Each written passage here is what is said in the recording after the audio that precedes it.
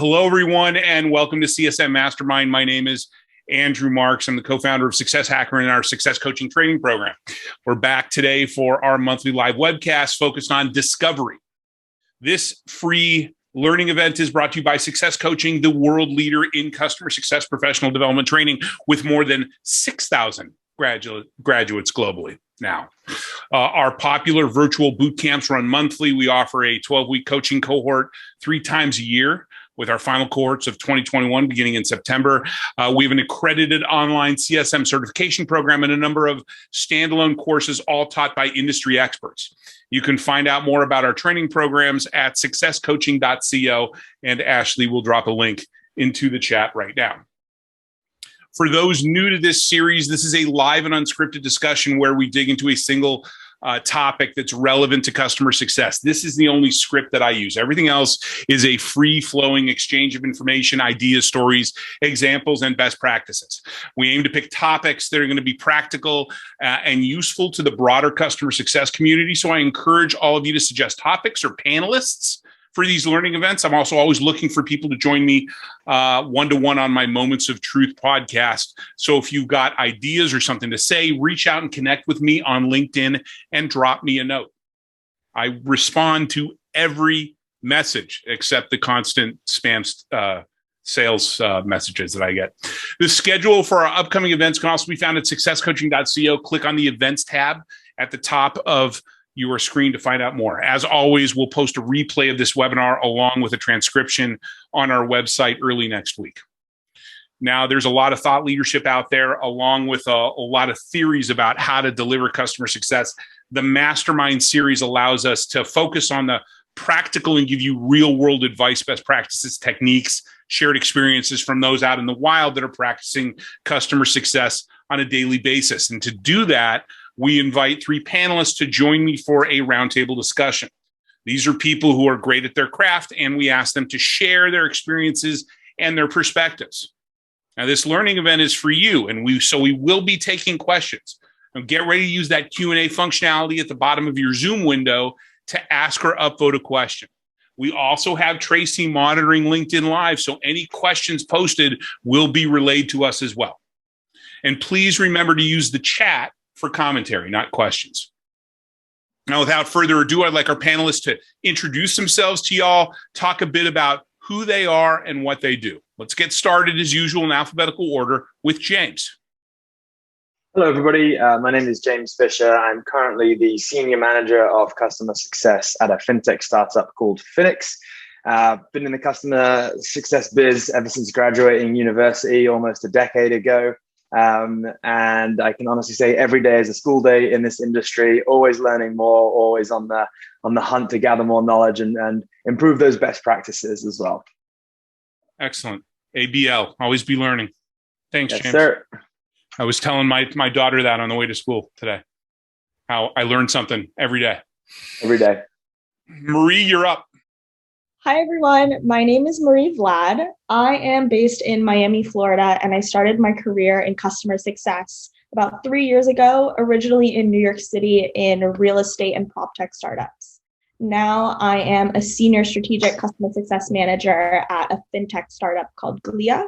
So we do digital customer engagement between financial service companies and their customers and members. So we're in a stage of rapidly growing out both strategic and enterprise and CS operations teams.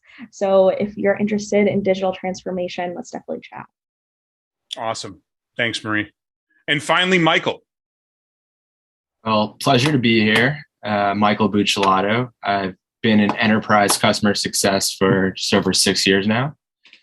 My last 2 opportunities, I've worked in later stage startups, specifically working with leadership to improve internal processes and work with a focus of enterprise type accounts. So passionate about discovery. Excited to be here today.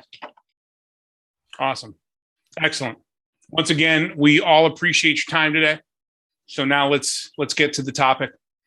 The practice of discovery is not a new concept, whether it's done during the pre-sales process as part of an initial kickoff call or much later in the customer journey. It's a critically important aspect of being successful in the world of customer success. The discovery effort allows us to validate what we know about a customer, understand the things that we know that we don't know, and if done right, potentially uncover things that we don't know that we didn't know. The subscription economy has forced us to move from transactional sales motions to a continuous sales motion. And because customer success managers are the key to driving customer lifetime value, discovery needs to be a standard tool in your bag for delivering on the needs and wants of your customer.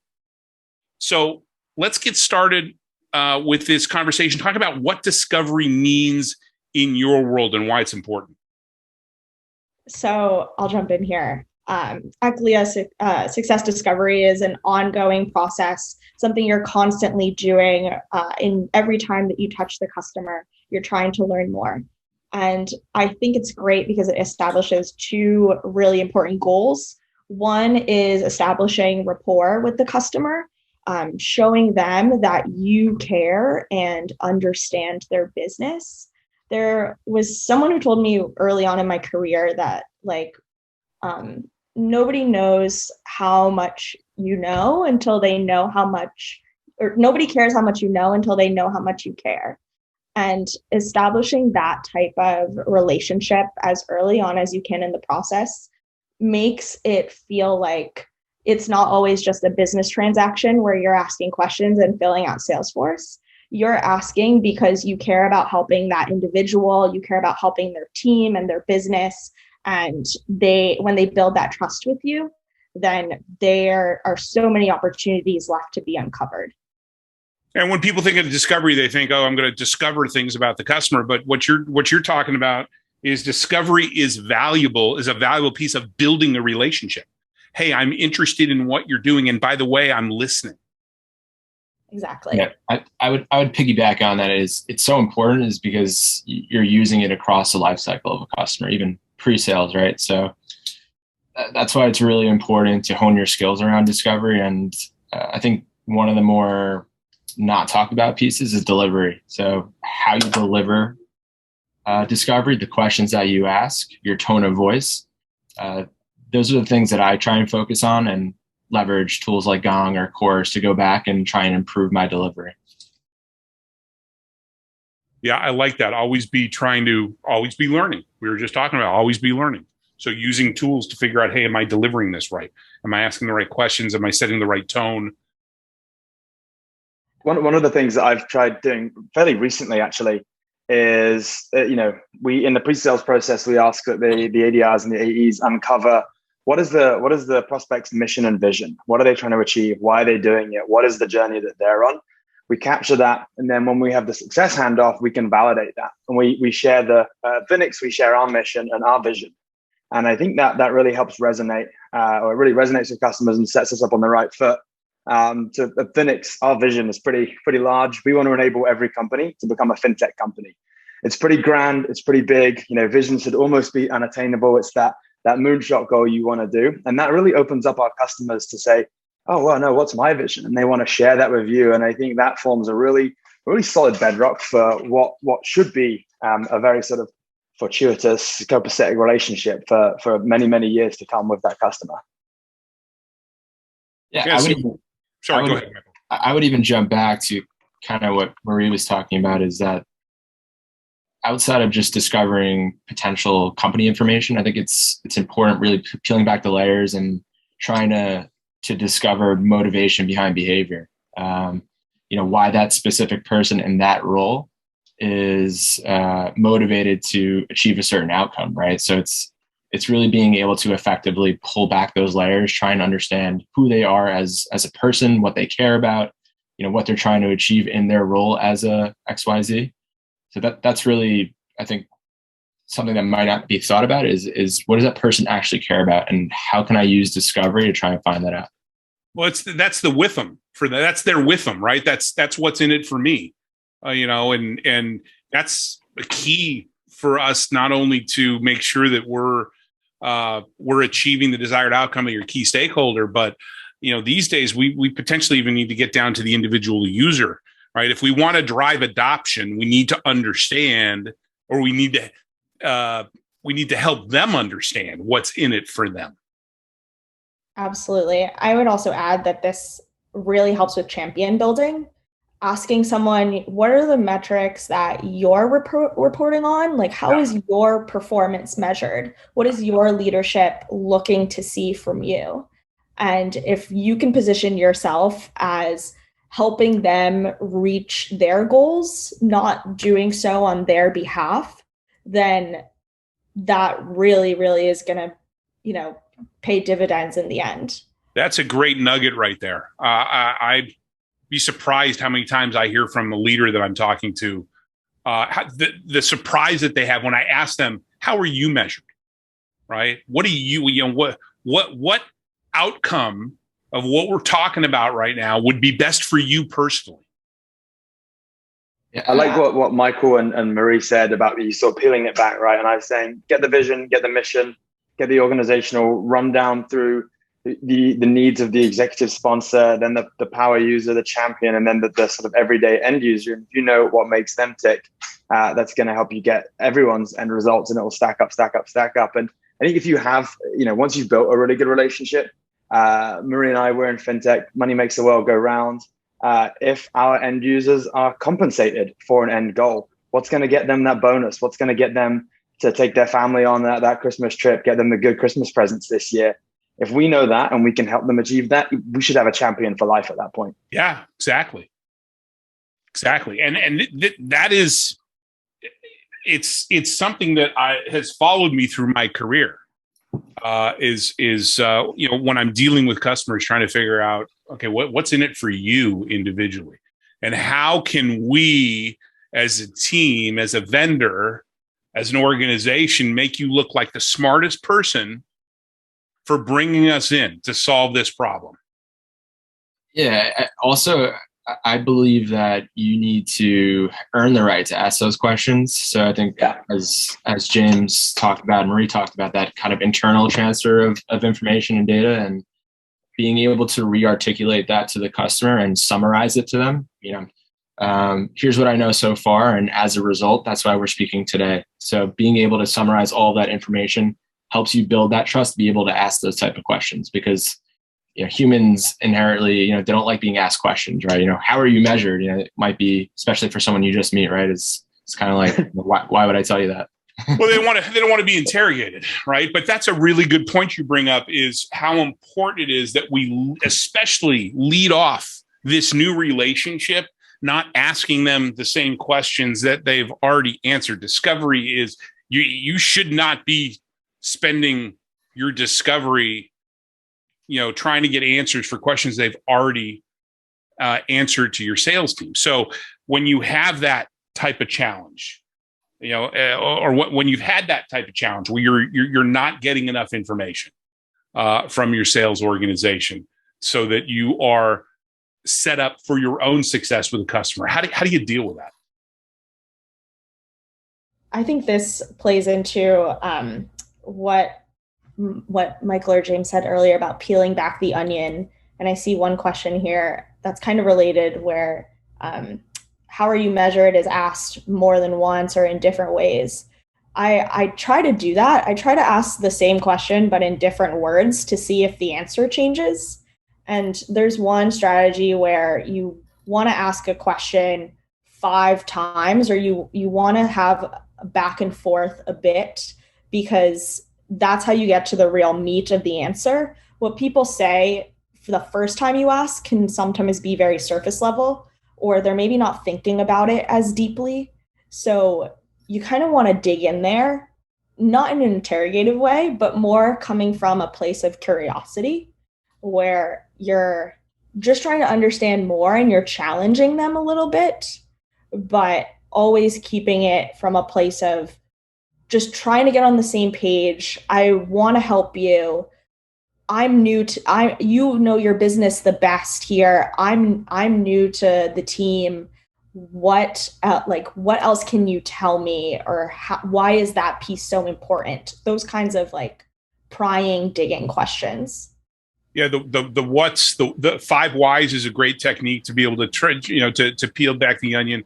But any time that you that you're doing this sort of thing, we want to be asking open-ended questions, right? We want to be asking the what, the why. Can you tell me about, right? What we don't want to do is paint ourselves in a corner by asking closed-ended questions. We want to avoid asking questions where they can say yes or no, right? Because that ends the conversation. The what and how questions are thought-provoking questions, right?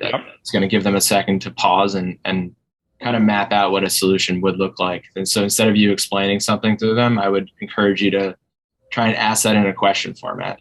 For example, if it's super important to, after they go live, to have certain trainings with users, you might not want to explain that to them. You might say, how do you envision once you go live, ensuring that users, are staying on top of using the tool?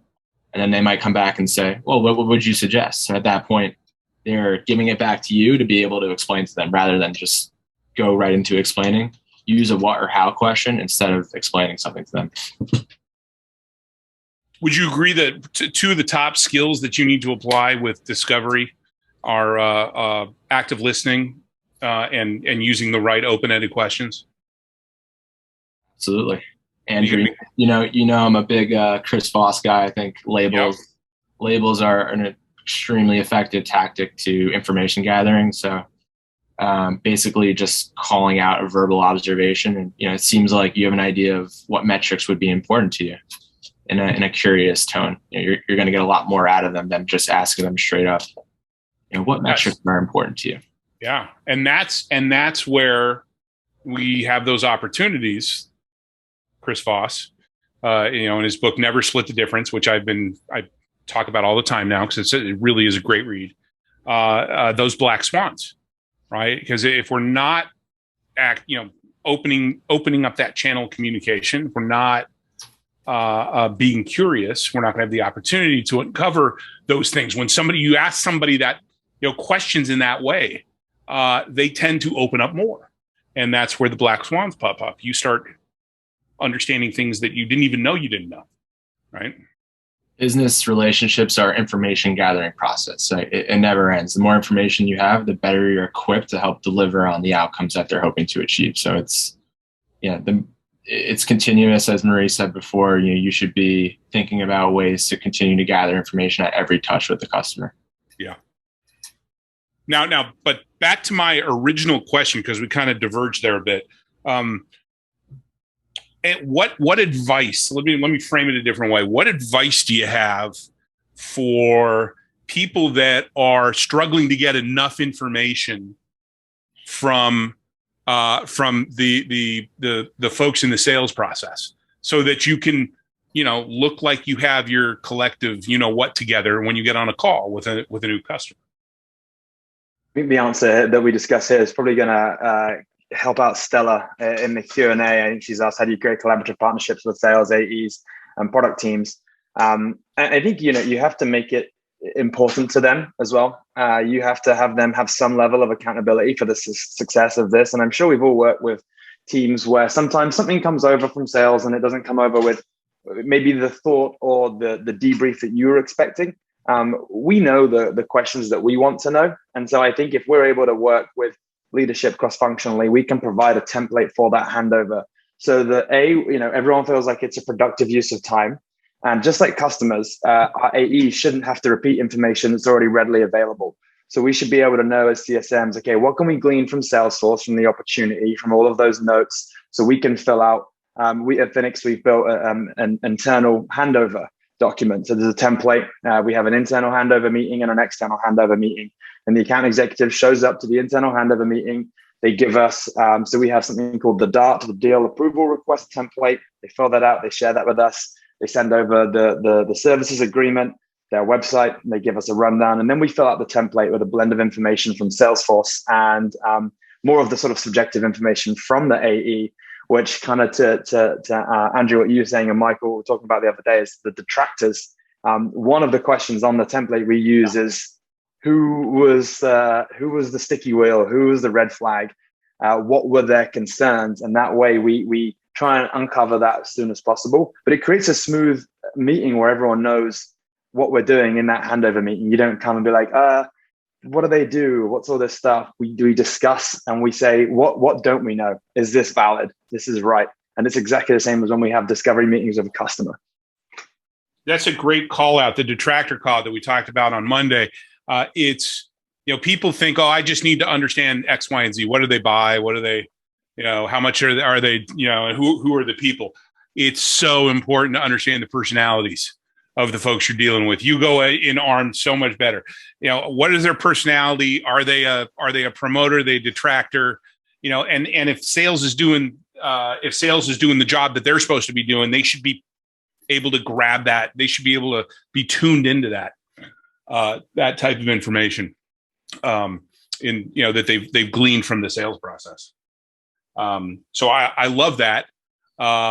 Any other ideas, suggestions, Marie, Michael, best practices on ensuring that we're getting what we need from the sales organization outside of actually assigning a CSM in the pre-sales process, which Pamela posted in chat, and I totally agree with you, Pamela. But that's typically something that you're going to do for much higher value customers.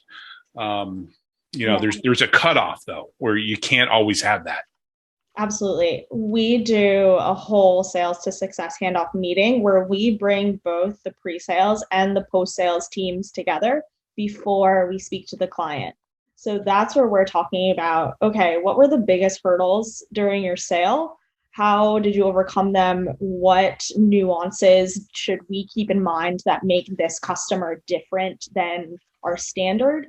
And how can we prepare adequately for the overall sentiment that we may be walking into for a kickoff meeting? And how long is that meeting typically? 30 minutes. Okay.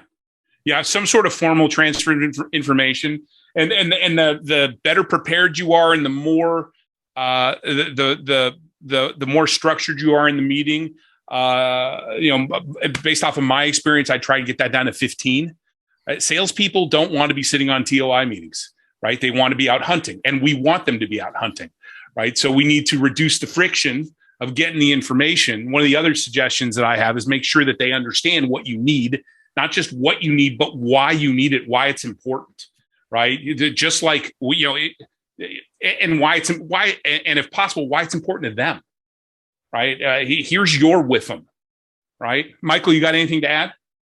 Every salesperson I've worked with is very thorough, has provided me with every piece of data I need to complete an onboarding and kickoff. So, and he's sarcasm. Yeah, sarcasm stamp to your point. It's a partnership. It's an internal partnership, and once you've been in your role for a while, you know what to look out for, and you know how to deliver a successful onboarding or kickoff. So I think you need to help guide the AEs, right, in terms of the specific information that you're going to need that's critical for onboarding a customer successfully and driving time to value. So I think the more you can do to help educate them and not kind of reprimand them for not bringing the right data to the table. And as James talked to, leveraging your resources. So doing a thorough check of Salesforce, or just trying to develop an understanding of how that business makes money and how that aligns to your core value prop, and coming to those meetings prepared to ask questions to ensure you have the right information. This way you're not doing the rediscovery on the kickoff.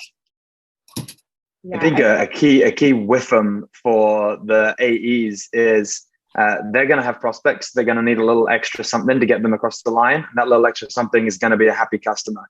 And if they have not brought good customers, provided a good thought transfer information transfer to us, the why we need all that information is to set this customer up to be as successful as possible from day one. If we start off on the bad foot, it's going to take a very long time to recover from that. And that those AEs are going to need some happy customers, and we're going to need happy customers as well. That's going to make our job easier. So it's a very sort of symbiotic relationship that you have to have. And I think, coming across accusatory or in those kind of ways, it's never helpful.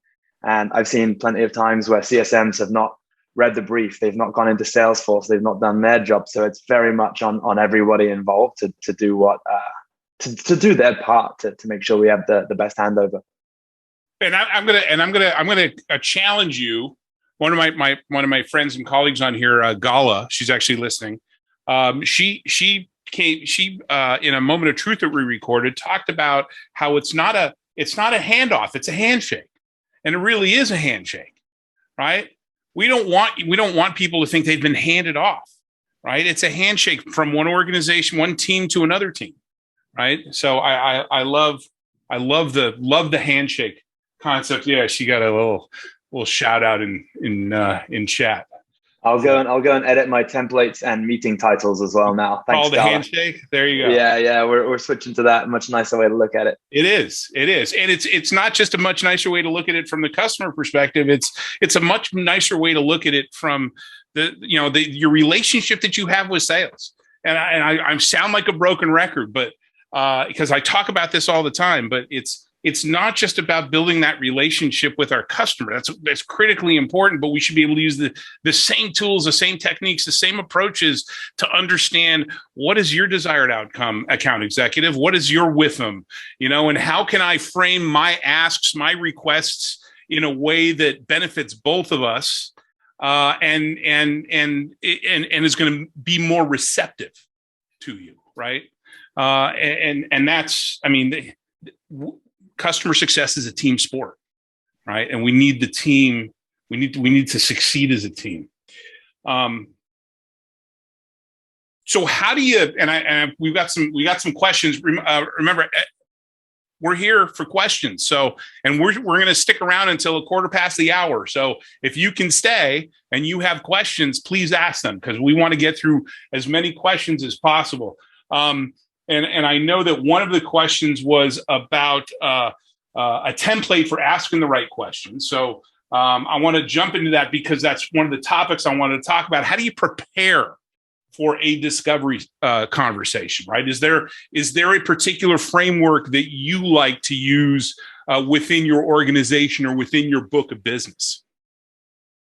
I would say starting off with a summary is the most important piece. So summarizing the relationship to date and getting your customer to confirm that or add in any missing information. I love that. From there, thinking about kind of the macro questions, the data that you need, and then micro data. So things from like, what are you trying to achieve by implementing our solution, down to, what other members of the team are going to be involved in this project. So really scoping it out from a macro and micro perspective, and then being able to effectively define what next steps look like with the customer. I think those are some basic frameworks that I use to any sort of discovery session. We have an internal framework too that's like super specific to our business, but overarching theme is it's asking about the teams, the users, the use cases. The part I want to highlight though that I think is the most useful is that we also have a column for common objections to this question. So when a customer says this, how should you respond? And what is like the company vision or company aligned answer for how we typically deal with that objection or that flag that a client wants to go a direction that we typically don't go in?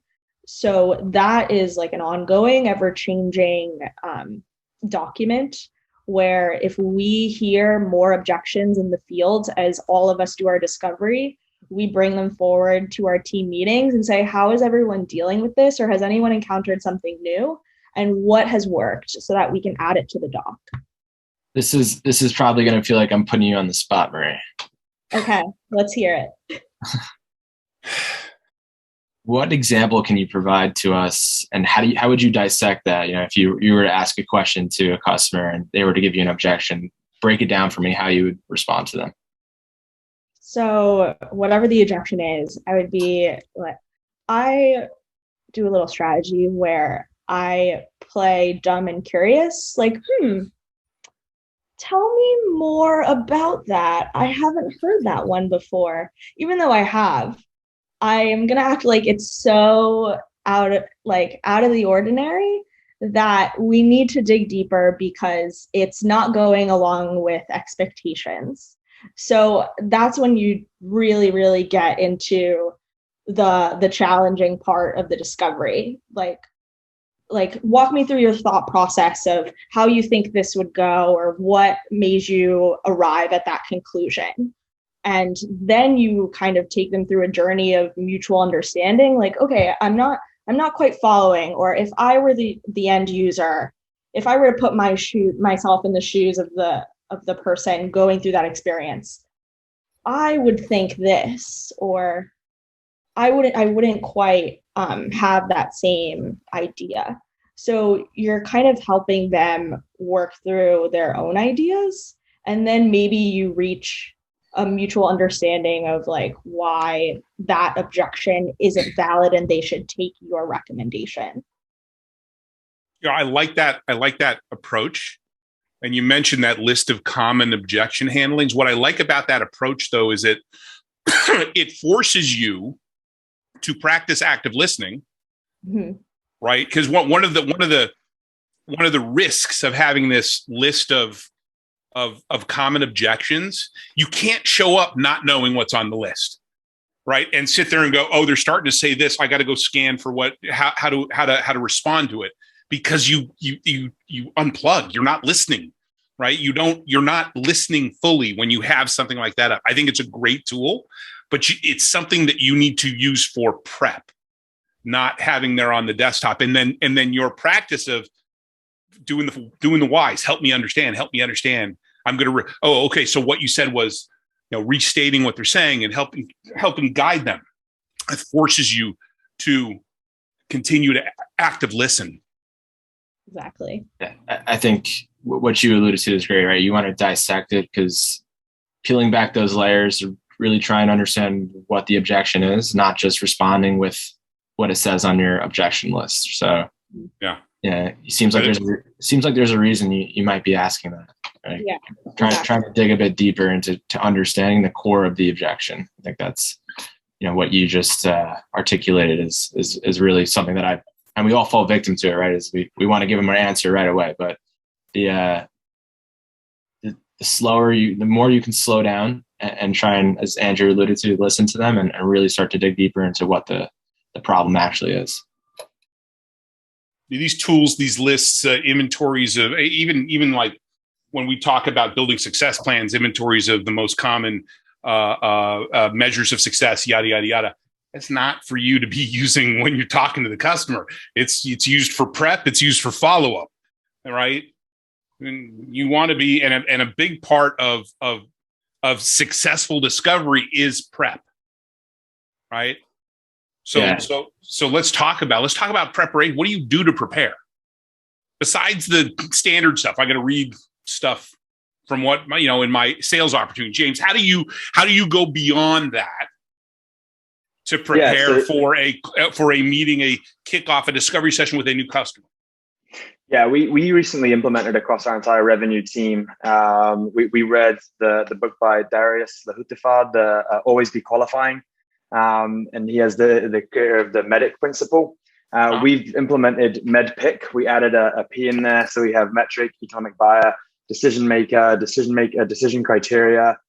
P is the paper process, particularly useful for understanding a contract signature with renewals. Sometimes we've all sent that renewal out there and we have no idea if it's going to come back. It goes out on the second to last day of the quarter. If we don't know the paper process, because there's 15 lawyers involved, that's not coming back in 2 days.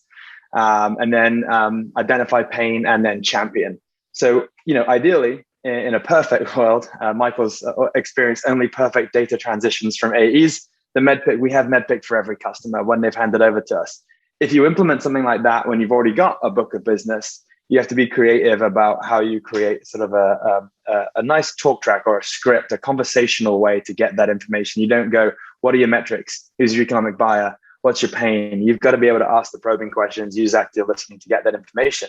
But not all of that is available. And so you can sometimes, when you're preparing, there are other ways. You can obviously comb Crunchbase, you can comb LinkedIn, you can look through their usage trends if they're already a customer.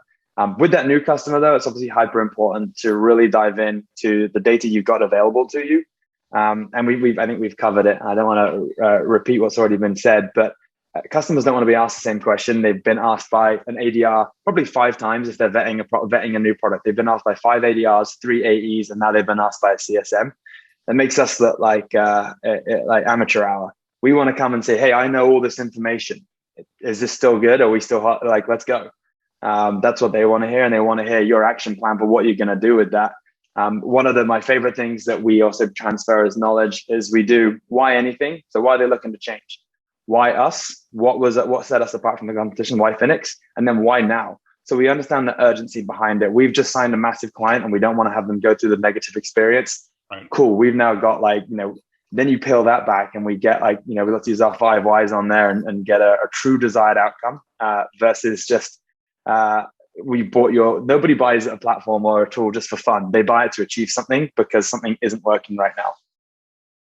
I can't overemphasize how important it is to have that transfer of knowledge handoff. I mean, I have seen Fortune 100 companies with all the business and customers and resources that you could imagine completely botch that process.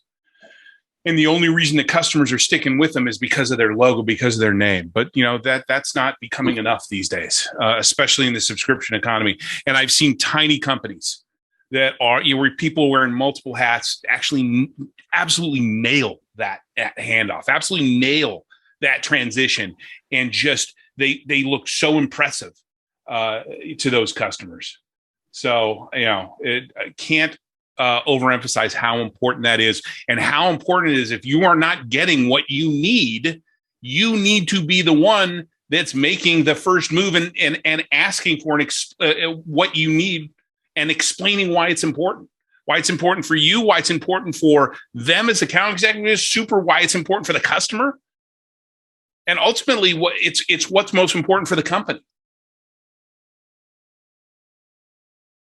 Everything that we do that creates risk for our customers affects the entire company.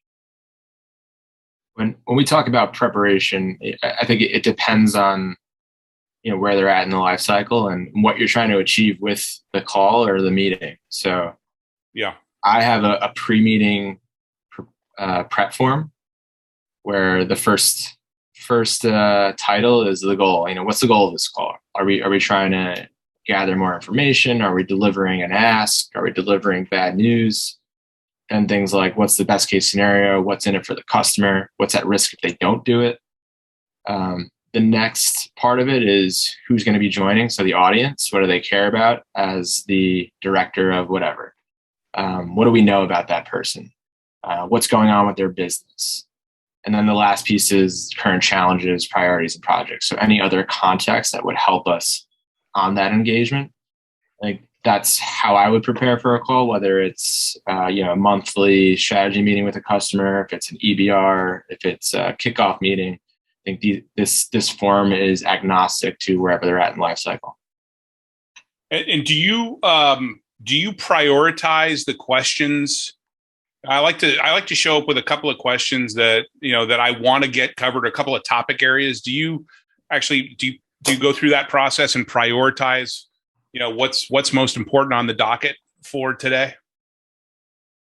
Yeah, I think depending on the goal of the meeting, I'll have some labels prepared. I'll have some what and how questions prepared, and it's a fluid conversation, right? So you're not going to get to everything per se, but I think it's important to at least have some sort of map in your head as you go into that conversation. I do want to prioritize. I need to make sure that I understand what success is going to look like in the next 3 months with this particular account, because things are, they're at risk at this point. They're not using the tools, so on and so forth. So I think, and that's where I was going with that is that what we don't want to do, is we don't want to miss the opportunity to uncover those black swans.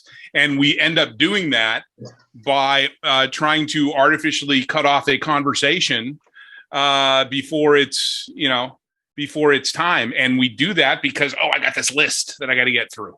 Right. And so we need to walk into these conversations with kind of a priority. Here are the questions that we need to answer right out of the gate, expecting that we're not going to get all the questions answered. But that's a good thing, right? We want people to feel more comfortable and open up and take us down different paths, because it's amazing what you can learn from that. let's answer some more questions here. We've got almost a dozen here. Looks like let's see. Jason asks, and it's been upvoted 5 times, so this is a popular question. What are your tips for CSMs that come from a heavy technical background to make the adjustment to a more business-centered conversation versus the technical conversations? Get your reps in.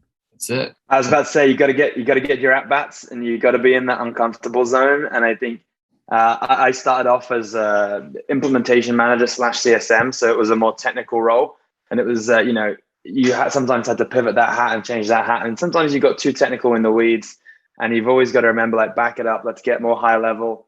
And I think at the same time, might be able to answer Jeanette's question here as well as effective ways to ask, what does success look like? We touched on this earlier. Success is going to look very different at every level of the customer's organization, from the executive down to the end user.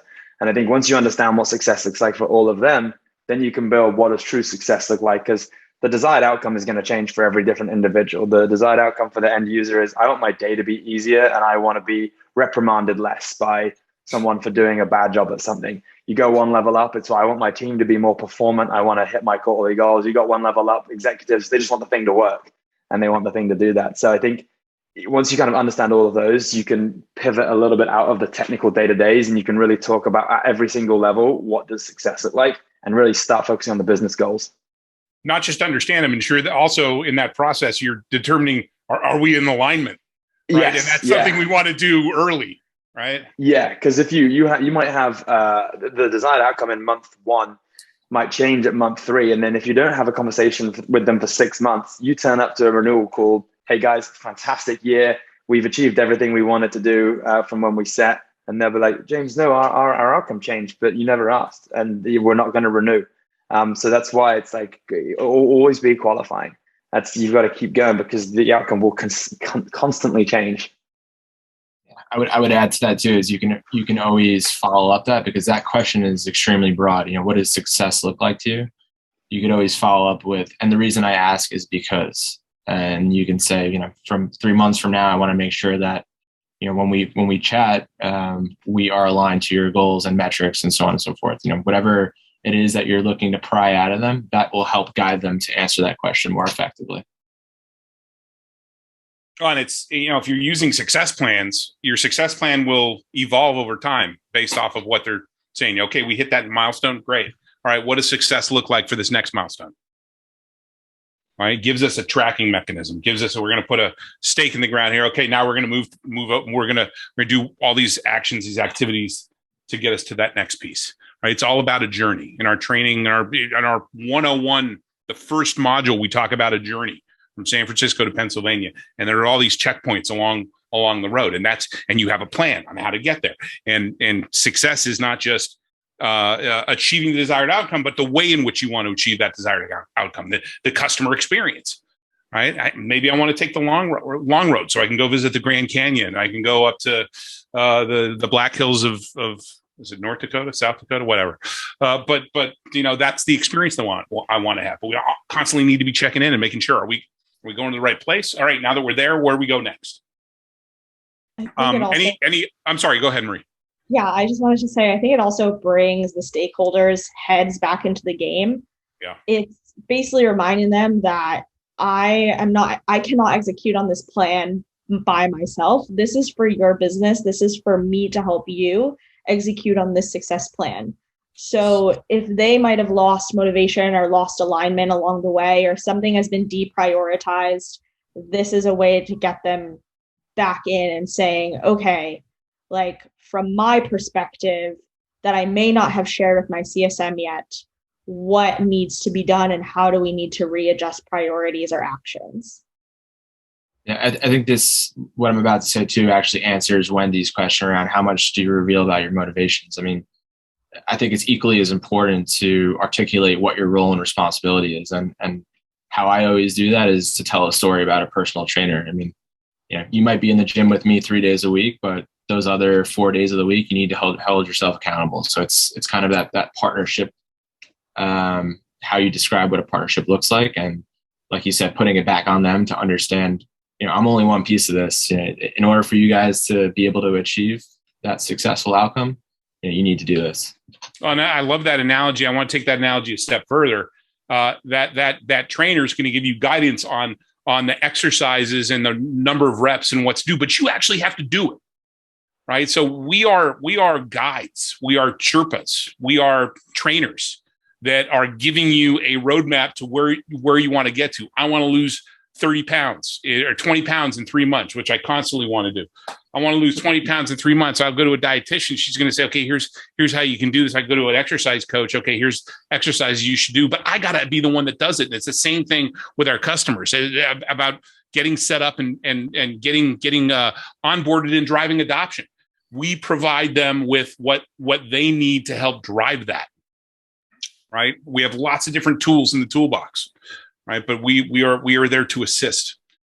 Any other comments, thoughts on Jason's? I mean, I think on Jason's questions about how do you make that adjustment? I think James and Michael, you nailed it. It's basically what you just got to really spend a lot of time understanding how our business is applying what it is we have, and begin to understand those business cases. I want to throw in one more thing on the technical background piece. Something I notice a lot, and sometimes I even do when I don't think about in advance too much, is when you come from a technical perspective, you may be used to solutioning a little too early. So a customer may ask you, is it possible to do this? And you could spend a lot of time researching and trying to figure it out. And maybe your first instinct is to utilize your talent to make it work somehow. But you need to take a step back and ask yourself first, why should they do this? Like, dig deeper into the discovery, uncover the why, uncover the real business reason, because maybe there's another workaround, or maybe there's another direction you can take them in. Yeah, no, very much, very, very, very much so. Every time somebody asks for something, you got to peel back the onion. Why? Help me understand. Yeah, listening to understand, listening not to respond, right? So I think coming from a technical background, being a little more solutions focused, you really got to flip the switch to surrendering yourself to listening. You got to be a good listener, ask the right questions. Don't be afraid to verbally or to verbalize an observation that you hear. And then get your reps in, right? I mean, talk to your friends, talk to your family, talk to the barista at the coffee shop. Those are good opportunities to read trade rags, read blog posts, understand the typical industry, understand the typical type of company that is using your solution. What makes them tick? It's all part of that kind of, learning, getting that business acumen, right? Shored up. Morgan asks, are there any tips to provide to collect valuable insights from not necessarily a new customer, but new to me? My organization is currently enhancing our discovery method, but when I obtain these customers, I had a blank slate, no insights into the account. It's obvious I'm new to their account, but I don't want to fall into the amateur hour category. As James mentioned, that's not a great look for the company overall. This is a huge challenge I'm constantly trying to overcome. Any advice?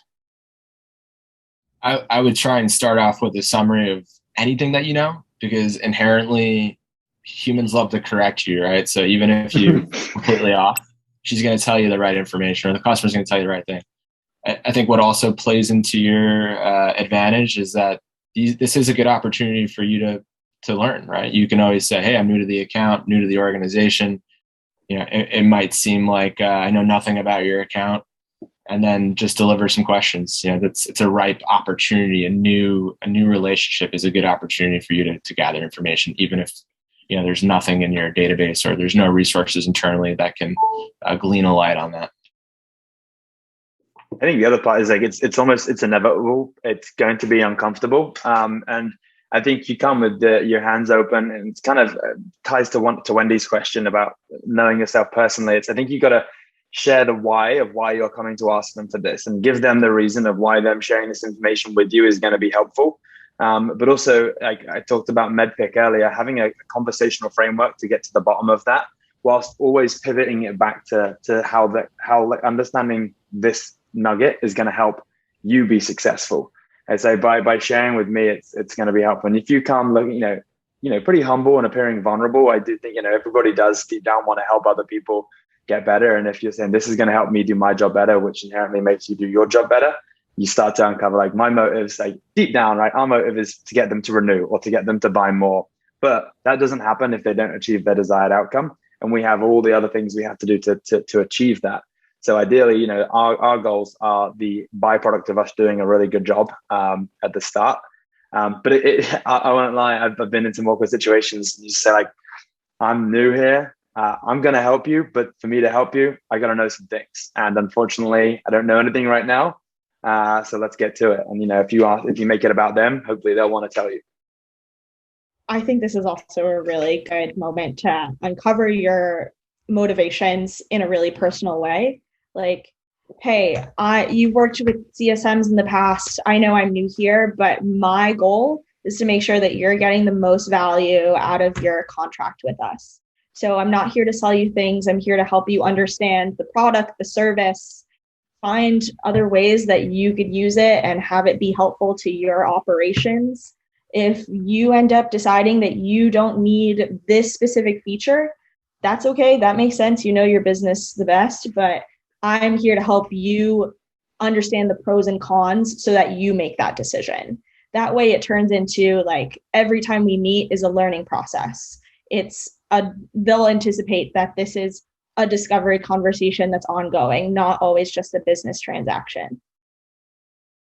And one last suggestion, depending on the level of the key stakeholder you're dealing with, you might want to see if you can get a proxy for that individual a step below to spend some time with you to fill in some of the blanks before you meet with that executive. You don't want to be in a position where your key stakeholder is answering the same questions. Let a proxy do it. And then you show up and say, okay, based off my conversations with James, this is where, I understand where things are at. Am I on the right track, or are we on the same page? And then take the conversation from there. I found that to be quite helpful. And also just a good strategy in general to find people that are farther down the food chain that are using your solution and ask them for help filling in some of the blanks. Thanks, Morgan, for that. Michael, hey, Michael, nice to see you. Michael asks to any of the panelists, when you bring on new CSMs, do you educate them on active listening? I send them to success coaching. I send them to CSM 101. I grew a team of, at my the old gig I was at, I ran our SMB team, and it was typically ADRs, SDRs transitioning into customer success, or AEs wanting to come in. And they do come very often with a good active listening background, but then you might have some folks coming from different industries. And Michael hit the nail on the head earlier. It's that phrase, you listen to understand, not to respond. And I try and practice this in my personal life as well. I really listen to someone, and usually, there's the funny story. People listen and then they share a story about them and the same story. Like, I'm pretty sure I sent a meme about that the other day, but how about we try and listen to what they said and just ask them another question about them, what it means to them. We do role plays about active listening, and sometimes you can, you have the opportunity to prepare them for a terrible situation with little to no repercussions, where you sit with them and you can be that very troublesome client, and that will give them the at-bats with the low risk. And hopefully there's some good takeaways there. And obviously you record it, play it back, and all those fun things. Awesome. Sounds like empathy is important to you, James. Just a little bit. Yeah. Just a skosh. And by bit. the way, in level 5, when we finally get it out the door, we actually have a standalone course just on active listening. So, go. I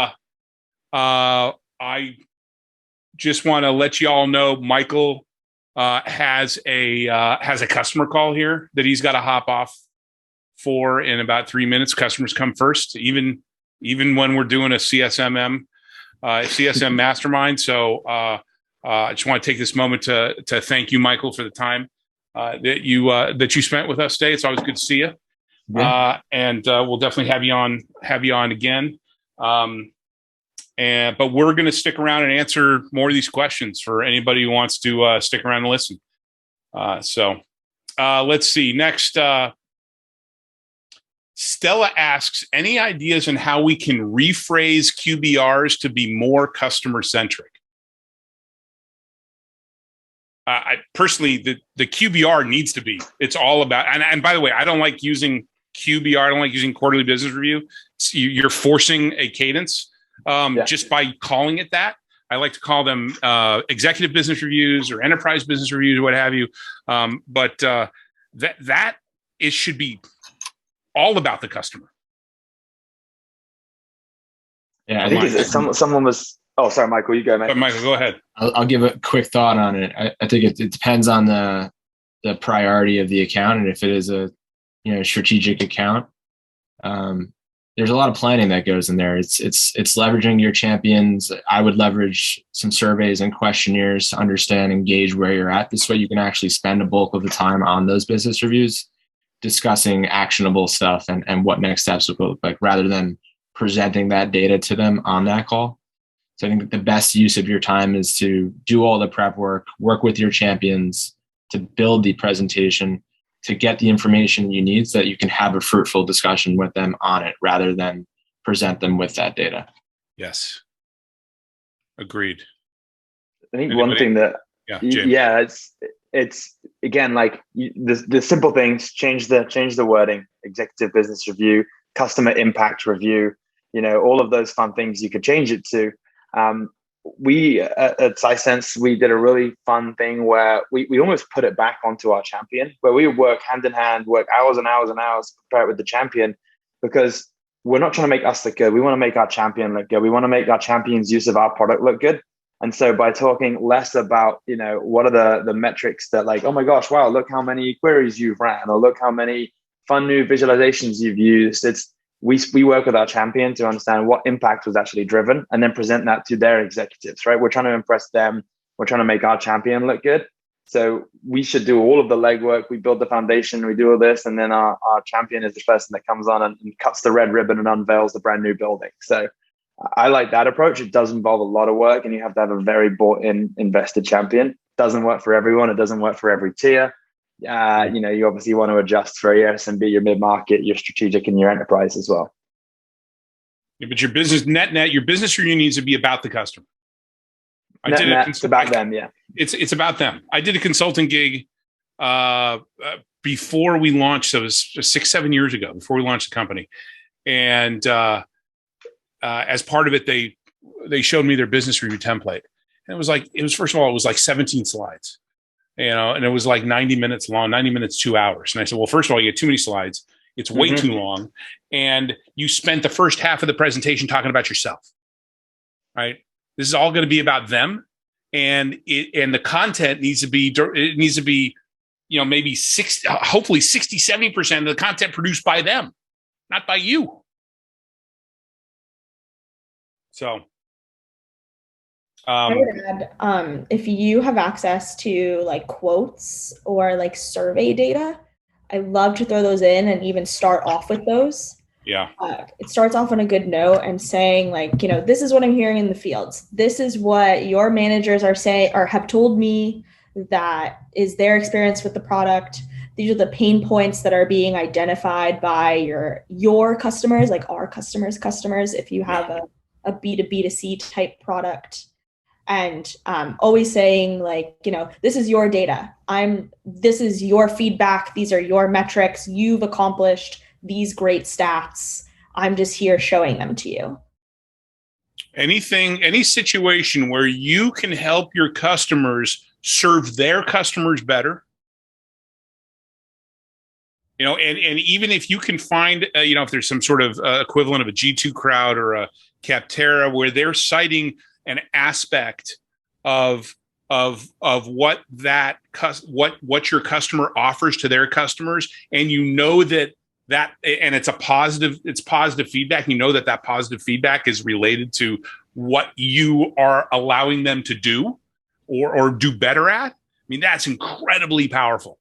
the better you're at of helping them serve their customers better, the stickier you will become as an organization. Andrew, I think we can sidetrack off of that, almost that exact answer to answer Kendall's question here. Okay. When a customer's company is so new that a CSM's contact say they aren't sure what their goals and success measures even are yet, what discovery questions have you found helpful to get more context? And I think, Andrew, you kind of answered it. We're trying to understand how do they serve their customers better. And everyone has internal and external customers. So if they don't know what their goals and success looks like, understand, what are the troubles and what are the issues and the pain points that they face, both internally and externally. If they're leveraging your tool to help internally, I need to get this report. It takes 5 hours to build, and no. And you're like, well, let's shrink that time. Let's make this better. Let's use some whys. Why do you have to have this report? What does that mean? What is in it for you? And then you're understanding their true motivation. You can solve it and get them a report quicker, but let's understand their motivation to it. And the same point for externally, if they are having frustrations with their existing software and their customers, understand where the pains are. So you can come as that trusted advisor, right? That strategic partner, and present the solution to it as well. And honestly, even if you don't have the solution, you can at least present yourself as someone who knows, understands, is concerned about what they're, about them getting to where they want to go, and is going to help them get to that point. And on that too, sometimes the worst thing you can do is string a customer along. So I'm going to look at trying to get this done for you. And we're having this when we're building out our, annual or quarterly roadmaps. Obviously, how much or how little do you share with a customer about when something's coming or what's coming? There's only 3 acceptable answers. There's yes, and it's coming at this time. No, we're not doing it, and here's why. And the third, which is it's maybe I need more information from you to understand and make a better business case internally for this. The worst thing you can do is like, yeah, it's coming. Cool. And then walk away. And then string them along. Oh yeah, it's coming. Oh, I've had that. You told me it was coming. You told me it was coming 9 months ago. Now you're telling me it's dead in the water. Ooh, that leaves a bad taste in the mouth of your customer. It's a bad. No bueno. No, not at all. Cool. Thanks. Will you hit done on Kendall's question for me? Yes. Wendy, did we answer Wendy's question about how are you measured more than once and in different ways in order to get the real answer? Did we answer that? We may have touched on it. I'm not sure if Wendy's still here and can let us know. Wendy's not still here. I think we did touch on it. But all right. So do you find that you have to ask how you're measured more than once in different ways in order to get the real answer? Actually, Maria, you did talk about that in general, how to ask questions multiple ways. So, all right. Could you hit the done on that for me, please? All right. And then Wendy also asked, even though Wendy's not here, she can watch the replay. How much do you reveal about your motivations, about yourself personally? What has worked well and not so well with you?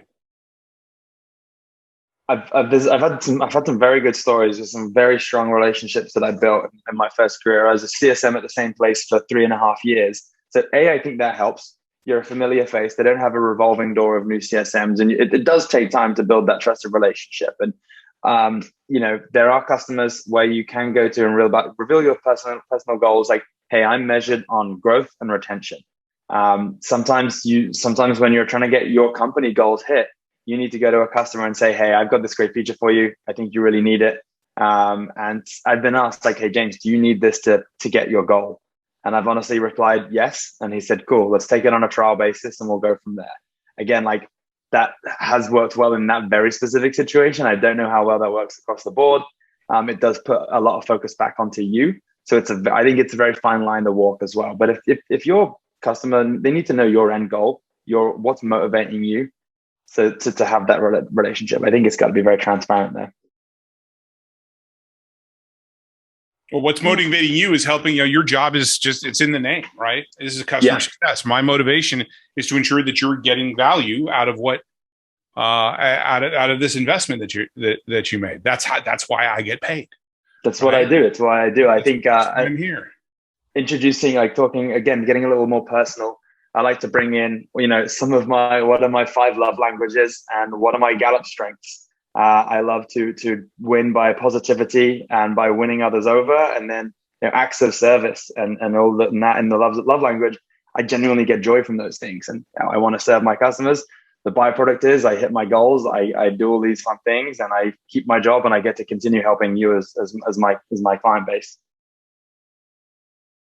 You know what I like to do from a personal perspective is as I'm getting to know somebody, as is understanding more about their world and figuring out, is there something in their world that, especially in their personal world, that is common, right? So, and while I don't walk into offices as frequently as I used to, one of the things I would do when I'd go into a new stakeholder's office, I'd go out for a site visit, is I'd quickly look around the office and see if there were anything that I could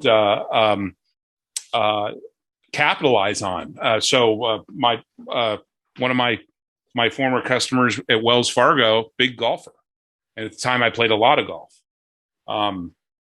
And so I walked into his office, and he had all those, all these accessories, pictures with golf. He had a picture of him playing golf. He had a golf club in the corner. I globbed on that. We talked about golf, and and then we took him for a golf. Took him for a nice golf event, and it was just something other than business that we were able to begin to establish a relationship on. Marie, anything to add before we get to Stella's question here? Yeah, I really, really love emphasizing the personalized, we are the human part of a technical product that you have just bought. Yeah. So at the end of the day, if you have questions, you can just talk to me like a peer, like a friend, then it kind of encourages that, really casual relationship when you're talking about business topics. And that warmth makes people feel like they want to tell you more. Exactly. And they'll open up more, right? And just make sure that, there is a line. Make sure that you don't cross that line. And you should be able to kind of gauge that as you learn more about somebody. Actually, Stella's question, what steps should CSMs take to create collaborative partnerships with sales, AE, or product teams? I think we touched on some of that. A lot of that, though, has to, as I mentioned earlier, Stella, is understanding they're with them and being willing to give before receiving, right? It's so important when you're building relationships internally, collaboratively, that we're understanding, just like our customer, understanding their perspective, that team member, what is their desired outcome, and how is what I'm asking play a role in that? Or is there something that I can provide them? For example, if I need something from marketing, before I need something from marketing, hey, guess what? I've got some user stories, some great testimonials for you, and offering that up as opposed to waiting for them to come to you. Well, quid pro quo, give and take. Jennifer asks, "How is it?" Any other, before I get to Jennifer? Anything to add to that, Marie or James? No, I think we covered it, and then you closed it out. It's good stuff. Okay, Jennifer. Yeah, exactly. I did. Sorry. Jennifer asks, "How as a CSM do you cushion the blow to your customers when there's a lot of sales exec turnover? When each new sales exec wants their own discovery session with the customer?" Oh my! And then actually, Michael's tied it in as well. So there's sales execs and CSM turnover. So we merged with a company, and we had a new set of AEs and ADRs who wanted to sell their product to our existing customers. And so it was tough. And we'll be very honest, we had a lot of issues where the ADRs were going directly to the customer without talking to us first to say, can I talk to this customer? Because they might go talk to a red flag customer. They might talk to a customer that we've already got a large upsell in the works for. So we had to immediately shut that down, and sounding like a broken record here, but you've got to put a process around it. Yep. And you've got to have executive buy-in from the sales team, and you have to convince them why it's not a good idea to do it this way and why it's a good idea to follow these steps and do it this way. And so, a lot of the times, I did see CSMs get very, very defensive of their accounts. So you have to have CS leadership, again, coach and help them understand why we've got to work together with our sales counterparts to get this. But it's tough. It's uncomfortable. And you have to push back. I think you have to be very comfortable with pushing back and not being afraid to escalate when you need to. Yeah, I would also add that I would try to jump in and frame it with the sales exec. Like, hey, let me help you first. Let's go over your list of discovery questions. Let me get you up to speed on the customer. I probably know a lot of these things. Maybe there's stuff we can clarify. So let's strategize together on how we're going to ask these questions. That's actually just a good strategy in general. When you have somebody new coming onto the team that you know is going to be dealing with anything from one to a section, a broad cross section of your book of business, is proactively reaching out, saying, "Hey, listen, welcome to the team. When can we schedule some time for me to go through these top accounts with you, so I can get you on the same page?" If they're not doing that themselves, be the one to make the first move. Help them explain why it's good that you're doing that, and how, and that's going to also set the tone of your relationship with that individual. Mm-hmm. You're setting. I'm here to help you, right? You're setting an example for how AEs and CSM should work together. Yeah, so exactly. That will carry over for this team here at this company and anywhere else you work. But to your point, actually, I don't know if it was James or Marie who said it, but you've got to have something established from the top, right? Who owns the customer? Who is the gatekeeper? I was talking about this last week with my coaching cohorts, a couple of my coaching cohorts as well. This is not a power move. This is all about ensuring that the customer has the best experience possible. And it could be a new salesperson. It could be marketing reaching out and wanting to do something with them. It could be product reaching out. All that stuff should be funneling through customer success. If you truly own the customer and the customer experience, right, then you should be the gatekeeper for that. It really helps in that instance. And most tech SaaS companies do, at least one of their values is customer first, customer driven, customer obsessed.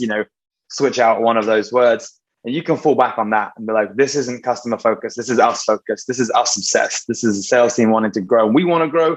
This is not a good fit. Yeah. We're not living up to our values. We need to change our value if this is how we're going to work. And that usually pushes some people back and be like, okay, cool. I don't want to touch that one. Exactly. Well, you push them back. And what you do is you establish a process with some SLAs, and you say, here, it's not just no, it's actually, exactly. Here's the approach that we want to take. You don't just show up screaming and whining, you can't do this. No, you need to show, like I always coach folks that used to work for me. Don't come to me with problems, come to me with solutions.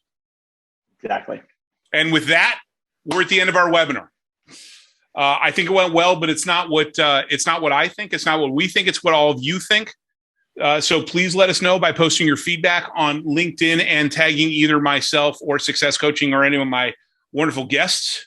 I want to thank them for spending time with us and for the ideas, thoughts, insights, and best practices that you shared. One final note: great CSMs know that they don't have all the answers, but they know where to get them. That's why we created the CSM Mastermind, to harness the knowledge and experience of the community to help improve everyone. So once again, we hope you got something out of this discussion, and we'll see you at our next event on September 22nd, when we'll be talking about developing personal playbooks to manage your own personal book of business. And we're going to also be sharing our playbook builder as part of that session. So make sure to sign up. Until we see you again, have a great rest of your day, week, and month. Stay safe and stay healthy, everyone.